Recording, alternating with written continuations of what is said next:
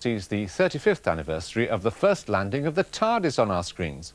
From his time-travelling police box, Doctor Who emerged to become one of television's most enduring characters, though he keeps inhabiting different bodies.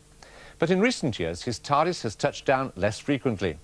However, there have been sightings of the Doctor's adversaries, the Daleks, which prompted fan William Hadcroft to ask whether the Time Lord himself had become a thing of the past. The Daleks are on television most nights at the moment, but only in the ads for the new digital channel BBC Choice. There will be themes.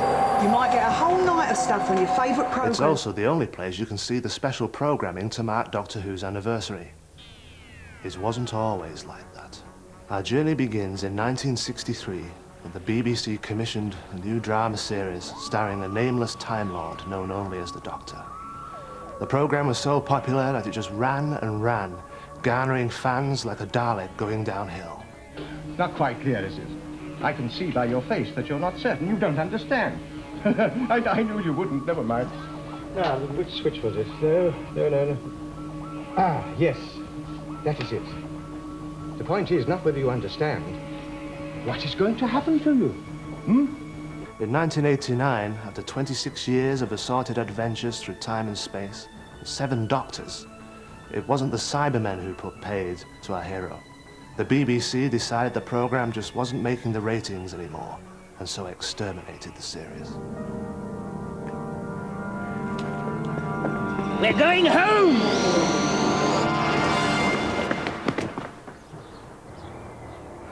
I did it. I got us back. Fans around the world were outraged. So much so that by 1996, the BBC were persuaded to bring the Doctor back in a television movie starring Paul McGann. The film attracted over 9 million viewers in Britain, but in America didn't fare so well. And so, the BBC's partners in America pulled out. This is his last chance to stay alive, and you know it. What do you know of life's chances? More than you. I have waited all my lives because of you, Doctor. The irony was that in the same year, Doctor Who won the BBC's TV60 award for Best All-Time Drama. Proof, if any be needed, that it wasn't just appealing to die-hard fans. And the nation's favourite popular drama is Doctor Who. In fact, Doctor Who is such an important part of television culture, he's here, at the Museum of the Moving Image. No better place for an encounter with another Time Lord. For many viewers, I think it recaptures a time of innocence and being at home with their family and being children and being excited by this very sort of brave and very well-imagined television programme. So I think people as much hang on to that feeling of innocence and sort of early sort of creativity when they were first fired and remain very loyal to it as they grow up to be adults. What do you make of the issue of the BBC not being able to afford to make the programme without American backing? Well, I think it's rather sort of sad and ironic in that Doctor Who, I think, is most famously regarded as being a very cheap and cheerful show with all the old cliches about wobbly sets.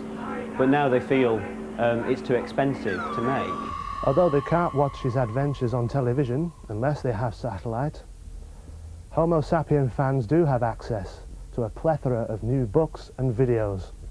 Even Dalek Bubble Bath. This is a very impressive shop. Thank you very Alexandra. much. On these shelves we've got the BBC videos of Doctor Who, all the CDs, soundtracks and anything really associated with Doctor Who. So who buys all this stuff?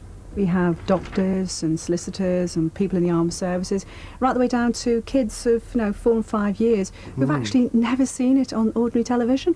Doctor Who fans, the Daleks are no longer the most feared adversary of the Doctor. Now it's the dreaded Beeb. Like it or not, America sets the benchmark in quality of science fiction with so many shows, the Star Trek franchise and the X-Files and so on. For a show like Doctor Who to succeed, it has to have that appeal abroad. Do you think Doctor Who will ever come back? It's inevitable it's going to come back. In the same way that something like Lost in Space can come back and become a cinema smash 20, 30 years later. It has to be current and mean something to a new generation of children. We all loved it when we were kids because we grew up with it. It's the Doctor Who we knew. But it can't just be that again because obviously we've grown up, we've changed, and our perceptions change as well. For as long as people want the Doctor, he can never die. And if the only way to catch up with him is by going back in time, well, so be it. I'm off now to